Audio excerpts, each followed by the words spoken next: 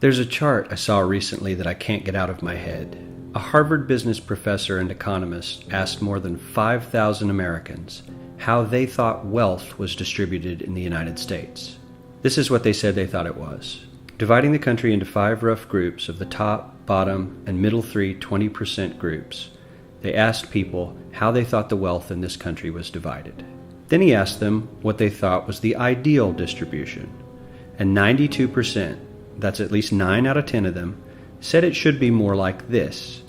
In other words, more equitable than they think it is. Now that fact is telling, admittedly, the notion that most Americans know that the system is already skewed unfairly. But what's most interesting to me is the reality compared to our perception. The ideal is as far removed from our perception of reality as the actual distribution is from what we think exists in this country. So ignore the ideal for a moment. Here's what we think it is again. And here is the actual distribution. Shockingly skewed. Not only do the bottom 20% and the next 20%, the bottom 40% of Americans barely have any of the wealth. I mean, it's hard to even see them on the chart.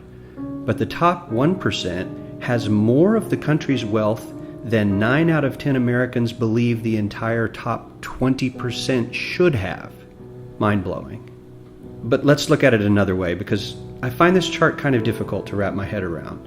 Instead, let's reduce the 311 million Americans to just a representative 100 people. Make it simple. Here they are: teachers, coaches, firefighters, construction workers, engineers, doctors, lawyers, some investment bankers, a CEO, maybe a celebrity or two. Now let's line them up according to their wealth. Poorest people on the left, wealthiest on the right, just a steady row of folks based on their net worth. We'll color code them like we did before based on which 20% quintile they fall into. Now let's reduce the total wealth of the United States, which was roughly $54 trillion in 2009, to this symbolic pile of cash.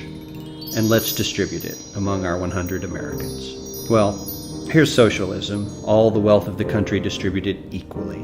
We all know that won't work. We need to encourage people to work and work hard to achieve that good old American dream and keep our country moving forward. So, here's that ideal we asked everyone about. Something like this curve. This isn't too bad. We've got some incentive, as the wealthiest folks are now about 10 to 20 times better off than the poorest Americans. But hey, even the poor folks aren't actually poor, since the poverty line has stayed almost entirely off the chart. We have a super healthy middle class with a smooth transition into wealth. And yes, Republicans and Democrats alike chose this curve. 9 out of 10 people, 92%, said this was a nice, ideal distribution of America's wealth. But let's move on. This is what people think America's wealth distribution actually looks like.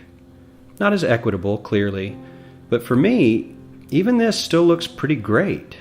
Yes, the poorest 20 to 30% are starting to suffer quite a lot compared to the ideal, and the middle class is certainly struggling more than they were, while the rich and wealthy are making roughly 100 times that of the poorest Americans, and about 10 times that of the still healthy middle class. Sadly, this isn't even close to the reality. Here is the actual distribution of wealth in America. The poorest Americans don't even register. They're down to pocket change, and the middle class is barely distinguishable from the poor. In fact, even the rich between the top 10 and 20 percentile are worse off. Only the top 10% are better off. And how much better off? So much better off that the top 2 to 5% are actually off the chart at this scale. And the top 1%, this guy, well, his stack of money stretches 10 times higher than we can show. Here's his stack of cash, restacked, all by itself. This is the top 1% we've been hearing so much about. So much green in his pockets that I have to give him a whole new column of his own, because he won't fit on my chart. 1% of America has 40% of all the nation's wealth. The bottom 80%, 8 out of every 10 people, or 80 out of these 100, only has 7% between them. And this has only gotten worse in the last 20 to 30 years.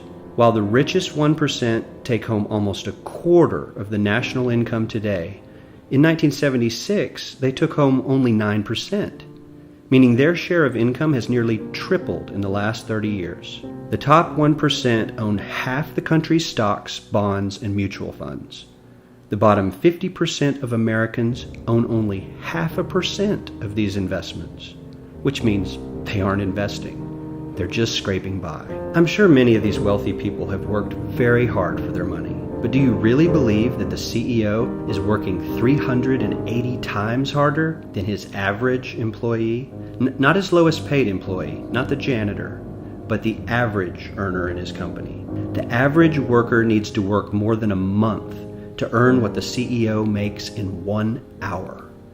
We certainly don't have to go all the way to socialism to find something that is fair for hardworking Americans. We don't even have to achieve what most of us consider might be ideal.